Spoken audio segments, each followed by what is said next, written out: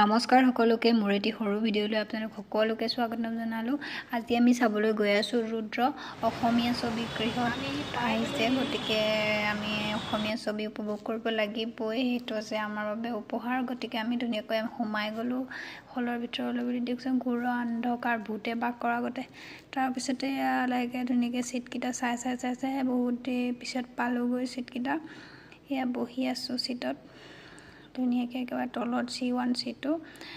তাৰপিছতে এইবিলাক এডভাৰটাইজ দি আছে, ইমান এডভাৰটাইজ দিয়ে ন। তাৰপিছতে আৰম্ভ হৈ গ'ল।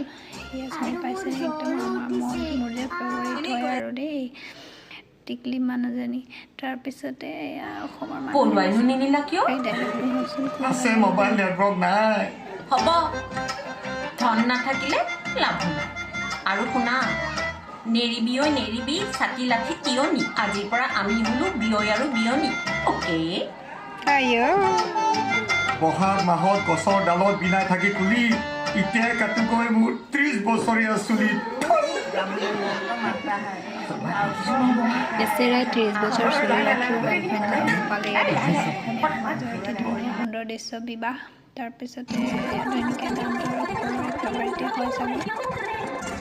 তাৰপিছতে চিনেমা আৰম্ভ হৈ গ'ল আৰু বহুত দেৰি হোৱাৰ পিছতে অকণমান ভিডিঅ' ক্লিপ কৰিছিলোঁ। সকলোবোৰ কৰিব নোৱাৰি ন, সিহঁতে বহু কষ্ট কৰি ভিডিঅ'টো বনাইছে।